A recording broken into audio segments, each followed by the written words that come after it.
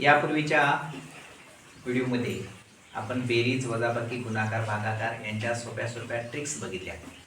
आता या व्हिडिओमध्ये आपल्याला वर्गसंख्या कशी काढायची, एखाद्या संख्येचा वर्ग कसा करायचा याच्या सोप्या ट्रिक्स या ठिकाणी बघायच्या आहेत. सुरुवातीला आपण बघितल्या होत्या की ज्याच्या एकक स्थानी 5 हा अंक आहे अशा संख्यांचा वर्ग करताना पहिली संख्या जी आहे त्या पहिल्या संख्येच्या पुढची संख्या घ्यायची, 1च्या पुढची 2 आणि त्यातून 2 संख्याचा गुणाकार 1 आणि 2 यांचा गुणाकार 2 लिहायचा आणि 5चा वर्ग आहे तसा लिहायचा. आपल्याला 5चा वर्ग पाठ आहे, 5चा वर्ग 25.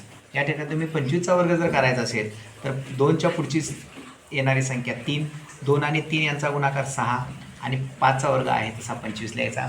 3 आणि 4 यांचा गुणाकार 12 आणि 5 आहे तसं. 4च्या पुढची संख्या 5, 4 आणि 5 यांचा गुणाकार इथं लिहायचा आणि 5चा वर्ग आहे तसा लिहायचा. अशाच पद्धतीनं आपण सगळ्याही संख्या करू शकतो. या ठिकाणी 55चं केलं आहे बघा.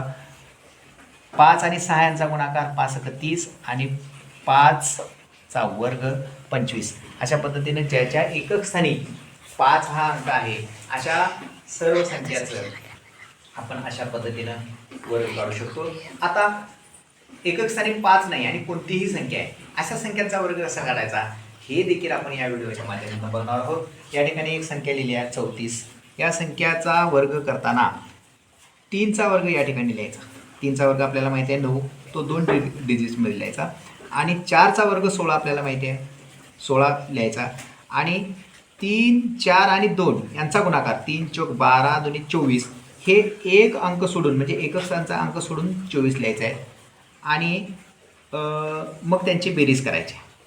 त्यानंतर आपल्याला या ठिकाणी बघता येईल 46चा आपल्याला वर्ग करायचा आहे तर 4चा वर्ग या ठिकाणी लिहायचा, 6चा वर्ग या ठिकाणी लिहायचा आणि 4, 6 आणि 2 यांचा गुणाकार या ठिकाणी लिहायचा एकक स्थानचा अंक सोडून आणि या दोघांची बेरीज केली की पटकन आपल्याला 46चा वर्ग काढता येतो.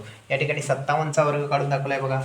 5चा वर्ग या ठिकाणी लिहिला आहे, 7चा वर्ग या ठिकाणी लिहिला आहे, 5, 7 आणि 2चा गुणाकार या ठिकाणी लिहिला आहे, त्यांची बेरीज या ठिकाणी लिहिली आहे. आपल्याला हे पटकन 2 अंकी संख्येचा सुद्धा वर्ग आपल्याला काढता येतोय.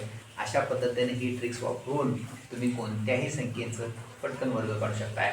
तुम्हाला हा व्हिडिओ आवडला असेल तर जरूर माझ्या चॅनलला सबस्क्राईब करा आणि जास्तीत जास्त लोकांना हा व्हिडिओ शेअर करा.